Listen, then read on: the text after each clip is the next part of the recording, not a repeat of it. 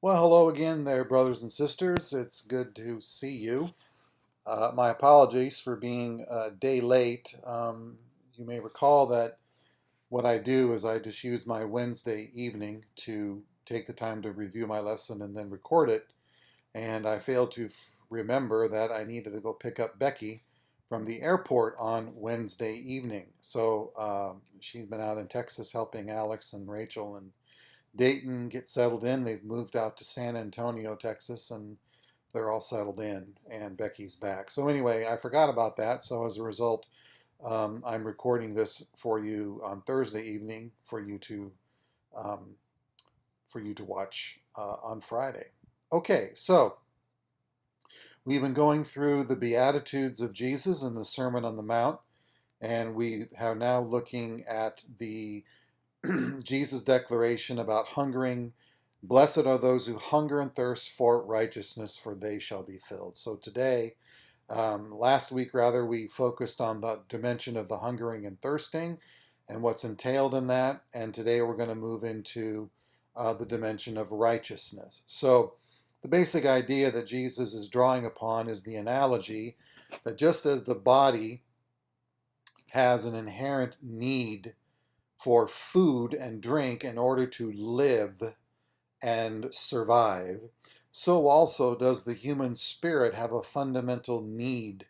There is a fundamental lack that the human spirit does not have, that the human spirit, however, was designed and made for. And what we have an internal spiritual hunger for is nothing less than God Himself.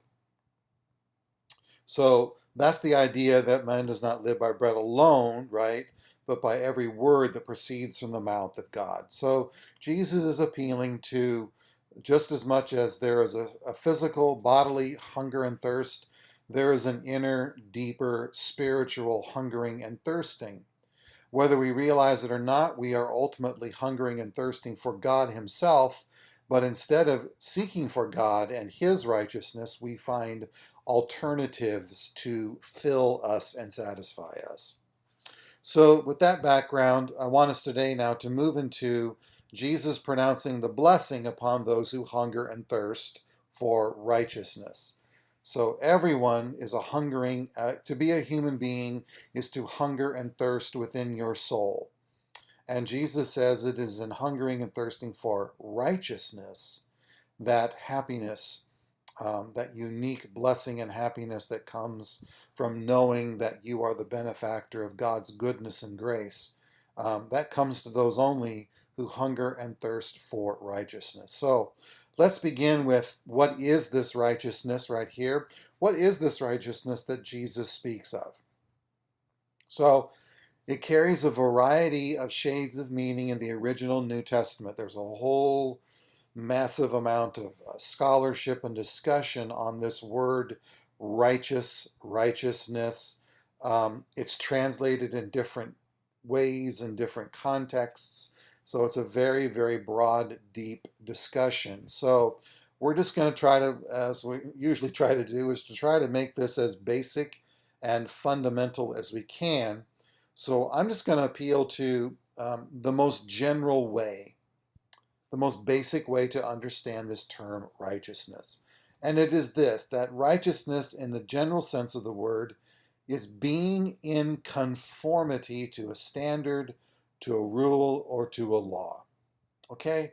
So if you have the rule and the standard on one side and you have the person to whom the rule and the standard is given, when that person is being in conformity to that rule and standard, they are being righteous.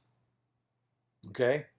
So righteousness is you have a rule or standard or law, and then you have someone whose life is a conformity, adherence, or compliance with the law. And when that person is in conformity to that law, that person is pronounced or declared or understood to be a righteous person. That's the most general way righteousness can be understood. Now, when we look at the term righteousness in the New Testament, I'm going to identify at least three dimensions that are involved in when we describe a person um, as being righteous, or when we talk about someone who is pursuing righteousness. Okay, so I'm going to focus on the person who hungers and thirsts for righteousness. So these are the three things that we should observe about anyone who hungers and thirsts for righteousness. First of all, there is obviously a yearning for all that is right and good.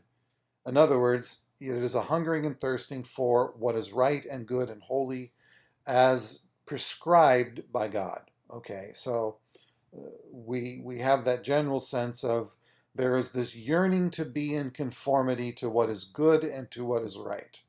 There is a deep concern and sincerity for goodness and righteousness. This is a person who doesn't think that morality is purely relative or thinks that they can decide for themselves what righteousness is, but rather righteousness is a objective standard that we must be in conformity to.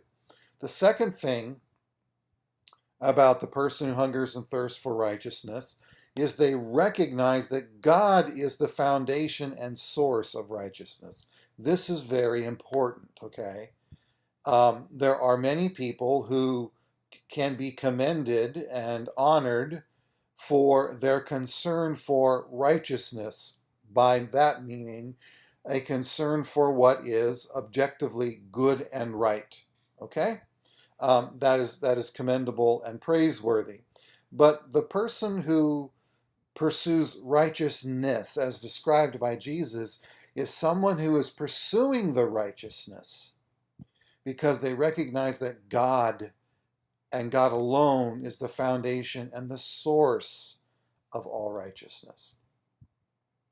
And then the third dimension of the person who hungers and thirsts for righteousness is there is a continual striving. That's hungering and thirsting. Okay? A continual striving rooted in love for God and His will that results in what I'm going to refer to as a basic conformity to God's will in one's life. Okay? So I'm not going to have time to explore all the various questions that this topic introduces, like how can you be righteous when you sin? Well, the fact of the matter is you can be righteous, and even though you can be righteous, that doesn't mean that you don't sin. In fact, every Christian is, by virtue of Jesus' death and resurrection, and are being united with the power of Jesus' death and resurrection, our baptism, we have been declared, according to the Apostle Paul in Romans and Galatians, we are declared by God to be righteous in His sight. So we can be righteous.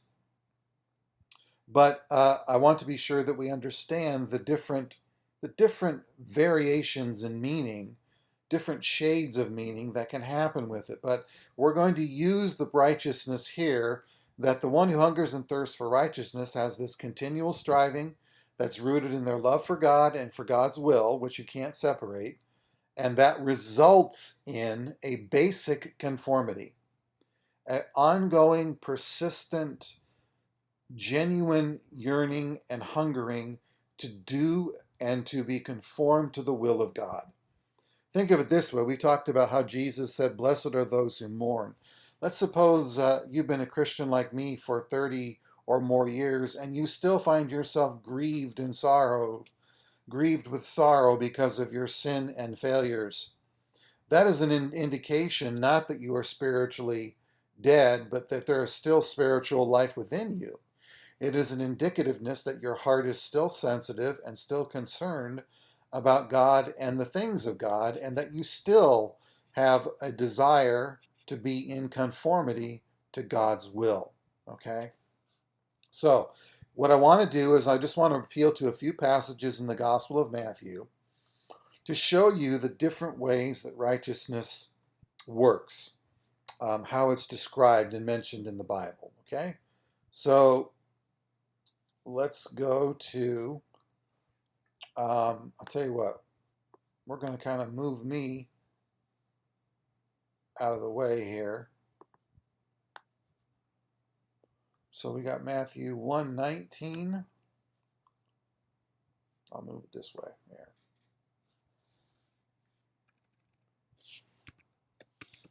So I'm just going to do a few of these in the Gospel of Matthew, and that's all. So Matthew 1:19, because Joseph, her husband, speaking of Mary and Joseph learning that Mary has conceived a child, because Joseph, her husband, was a righteous man. All right, so Joseph was a righteous man. But Joseph wasn't absolutely perfect, right? He wasn't morally perfect and never sinned, but yet he still can be described as being righteous. And you can't be righteous unless you have a concern for righteousness. Okay? Let's then move to Matthew 3 and verse 15, on the occasion of Jesus' baptism, when John says, who am I to be baptizing you? You should be baptizing me. And Jesus says, let it be so now, for it is proper for us to do this to fulfill all righteousness. Why was Jesus baptized if he didn't have any sin? Well, because the baptism was commanded. It was commanded. All men and women were being called to repent. And so Jesus, in his absolute determination to be in conformity to the will of God, yielded himself to baptism to fulfill righteousness. In other words, it was right to be baptized. It was still in harmony with the will and designs of God, and thus Jesus conformed himself to it. Okay, and then these last ones we're going to take right from the Sermon on the Mount. Matthew 5:20, for I tell you that unless your righteousness surpasses that of the Pharisees and teachers of the law, you will certainly not enter the kingdom of God. And that is referring to your you'll see here, your deeds, your things that you do.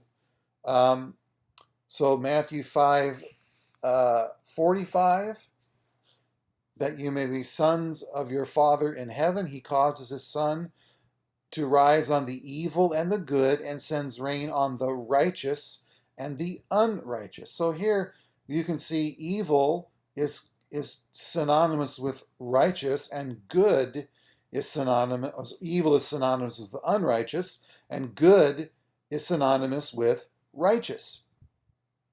Okay? Does this mean that the righteous are absolutely perfect? No. Does this mean that they're absolutely good? No.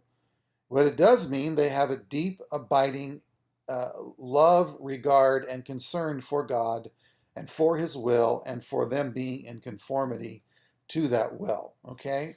Matthew 6 and verse 1. Be careful not to do your acts of righteousness. And the 3 acts of righteousness are going to be giving to those who are in need, praying, and fasting. These are righteous deeds. Okay? And then finally, Matthew 6:33, but seek first his kingdom and his righteousness. Now, righteousness is being used with reference to God himself. Okay? All right. So, with those 3, or rather those texts in mind there that we showed there, here's some things I'd like for us to notice from those passages that we just read. Do this right here. All right, so number 1, notice that God alone is perfectly righteous. Okay? And what we mean by saying that God is perfectly righteous is that God always acts in perfect harmony with his perfect nature. God, there's no standard outside of God that God has to be in conformity to. God always acts in perfect harmony and conformity with his own nature, which is infinitely righteous and infinitely good. Okay? Second thing to observe is that humans have a relative possession of righteousness, but not a perfect one. Joseph was described as being a righteous man. He wasn't morally perfect, but he was righteous. Jesus talks about the sun falling and the sun and rain benefiting the righteous. He certainly didn't mean that those people he described as righteous were morally perfect. Okay? Jesus talked about doing acts of righteousness that does not mean that you are therefore free from all sin. So, human beings can indeed be righteous in a relative sense, but not in a perfect sense. That is to say, compared to God, none of us are righteous. Okay? And then the third thing is that humans can be in right relationship with God while also still contending with sin. That's the very definition of being a Christian. You're put in a right standing, a right relationship with God, and still contending with sin. So we can be declared righteous through the death and the resurrection of Jesus Christ. Okay. Now, in the time that I have remaining, I want to focus on this is the big idea I'd like to invite you to be thinking about. Check on my time and the battery.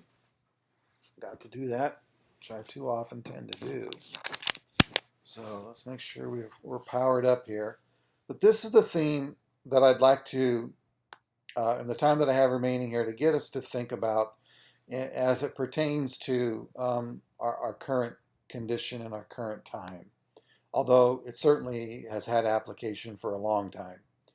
And I want to talk to you, in light of these observations about hungering and thirsting for righteousness, about what I'm going to call the Great Divorce. This actually is the title of a C.S. Lewis book. I'm going to use it in a different divorce. But of course, a divorce is a separation. And here's the great divorce in modern American culture. And that is that we are separating happiness from the pursuit of righteousness. Now, there are at least 36 ways that I think you could describe what is wrong with our culture. Dozens and dozens of ways that you could prescribe and describe the spiritual and moral decline of the world and our nation as a whole.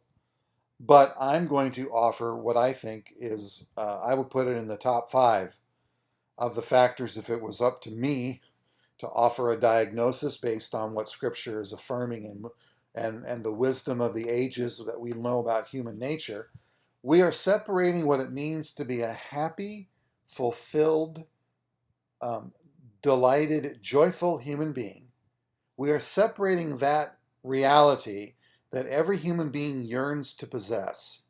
We have completely divorced that from the pursuit of righteousness. So we have bought this lie that happiness is found on acting on and fulfilling one's own desires, their wishes, their emotions, without any restrictions from any outside source of authority. Okay? So, in order to be happy, you have to be rid of any concerns about any standards of real moral absolutes that I must be in conformity to. In fact, much of modern American culture is going to tell you that all the things that people once said were the pathways to happiness were nothing more than the pathways to your misery. So if you were told in times past that self-control and restraint and refraining from sexual relations before or outside of marriage, that this is nothing more than a hindering and a preventing of one's happiness and fulfillment. Well, that's what this philosophy embraces. So when you can get freed and loosed from all the repressing, oppressive, dominating, restricting, limiting, ruining and taking away my freedom and liberty, okay? This is the mantra that we hear morning, noon, and night. That is how our happiness is found. When people say no, when people say you can't, when people say you must not, what they're really up to is keeping you from becoming and being what you want to be. And what you want to be is the only thing that matters, and that's how you're going to find your happiness. And a significant number of Americans have bought into this absurd, stupid, foolish lie. So it's the idea that happiness is freedom. Happiness is being free and freedom. And I would agree with that as long as we understood what freedom meant. We have a demonic understanding of freedom in our world right now. No kidding. It is demonic. Happiness is freedom, and freedom in this philosophy is being free from all imposed limitations. And I put that in bold numbers. All imposed limitations. Any moral, should not moral coeds, that should be moral codes, any moral codes, rules, anything at all that you say, this is how it is, you are trying to deprive me from my fulfilling myself and being happy. Okay? So, to be told to limit, to restrict, or control emotions, choices, or desires is to be deprived of our happiness. See, there's this, what people will say, and it's very popular in psychology, there's this authentic self that you are inside. And society imposes all of its standards on everyone and tells them how they're supposed to live and act, and that is preventing and keeping you from becoming your authentic self, the true person that you know you are deep down inside. And everything around our culture is oppressing and repressing and keeping you from being that way. So we're going to get rid of all the religious restrictions and limitations, all these old-fashioned, stupid, ridiculous rules, moral codes, and everything else that go with it, so that we can finally be everything that we know we are deep down inside. Okay? So our culture is awash in this insanity. So here's the biggest thing of all. The only thing that matters in this philosophy, the only thing that matters is feeling good. The concern with being good or doing good is completely irrelevant. Because in spite of their protestations, can be no such thing as anything that is really righteous or really good. So feeling good about yourself is the only thing that matters. Doing what's good and right and honorable doesn't matter. There's no connection between that and being happy. And needless to say, it is my conviction that this idea is destroying the very fabric of our society. It's why suicide rates, depression rates, anxiety rates, people's declaration of the emptiness and the meaninglessness of their lives is at an unprecedented high. And this is even before the whole COVID chaos began. Okay? So, Jesus said, blessed, happy in God are those who hunger and thirst for righteousness, to be conformed to a standard that God has given. And America tells us that's a lie. That's a recipe for being unhappy. And you must rid yourself of being submitted and conformed and yielding to some standard that tells you how you ought to be. And that's the only way to be happy. So with that understood, let's look then at the forgotten truth in relationship to this topic. And the forgotten truth is this: there is no other path to genuine happiness apart from a deep and sincere pursuit and practice of righteousness. There will be no feeling good unless we are committed to doing good and being good. We have been living now with a philosophy of parenting for easily the past 50 years or more, which puts all the premium that the end and the goal of parenting is to make sure that my child is happy. Now, For more than a few people, for me to even question that philosophy sounds like um, I'm a sadist, that I'm a horrible person for suggesting that there's something deeply flawed with the philosophy of parenting that says the goal of parenting is for my child to be happy. Well, it is a very dominant philosophy of parenting, and it is absolutely wrong. It is completely misguided. But it's the result of buying into this philosophy that if we just feel good about ourselves and we're not limited and restricted and we don't have people pointing a finger at us and telling us no, we shouldn't be doing that. That just makes us feel bad and guilty and we don't like ourselves. Okay? Um, so we have forgotten that the pathway to happiness is related to our being in conformity to good. So when it comes to parenting, it's not that a parent should not have concern for their child being happy. Of course, you want your child to be happy. I'm not disputing that every parent who loves their child would want to see their child to grow up to be, for uh, all things being said, to be happy. How does that happen? Let's go back to these two philosophies, brothers and sisters. You want your child to be happy, so that's the most important thing in the world. And then you embrace this idea that you separate your child's happiness from the pursuit of righteousness. That you make your child's feelings and their desires and their wants the most important thing. That you don't want to restrict them or limit them or tell them no. They can't do that. That they must do these things. They must do what's right. Even if it hurts, you must do what's right. These are all things that our demonic culture says you shouldn't be telling your children things like that. Don't impose those things on them. What a parent should be pursuing and what a parent should want, the entire philosophy of parenting is, I want my child to grow up to become a good, righteous human being.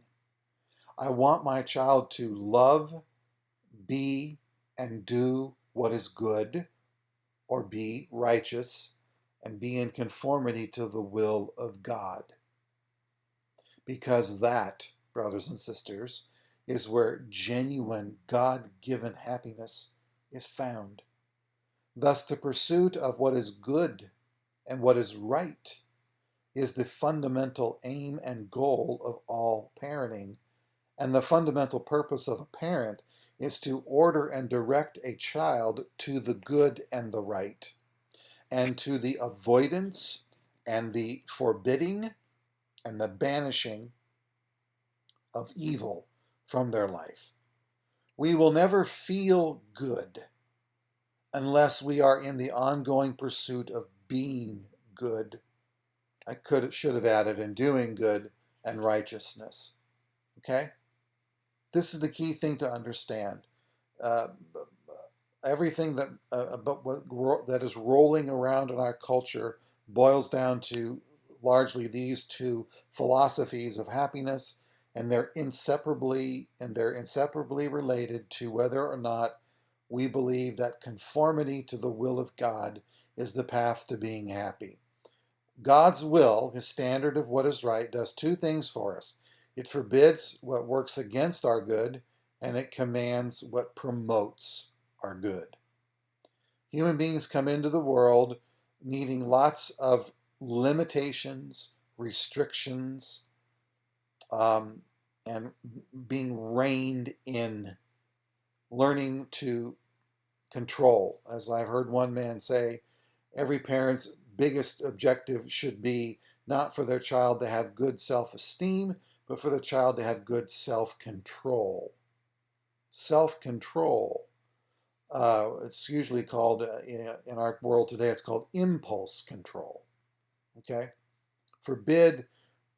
So God's word, God's law forbids what works against our good, and it commands what promotes our good. So in conclusion, those who hunger and thirst for righteousness seek it above everything else, and they trust in God's grace to empower them to walk in righteousness. I just wanted to, there's so many other points that could be made on this, but I wanted to get us to hopefully recognize that Jesus is drawing this inseparable connection between um, ethics, virtues, and morality, and human fulfillment and human happiness and human satisfaction. This is the true path that Jesus establishes for us. Now, it's not that we make our own happiness the most important thing and we just do what's right so we can get something out of it. We do what is good and right because we love what is good and right. You know, the old Christmas song, "You better be good for goodness sake." That's the whole point. Why should you be good? For goodness sake. There is no other reason beyond the good. Simply because it is good, it is something that should be done. Simply because it's evil means it should not be done. So I'm going to go ahead and conclude and wrap it up at this stage. Thank you for your time and attention. And Lord willing, we will see you on Sunday morning. Thank you.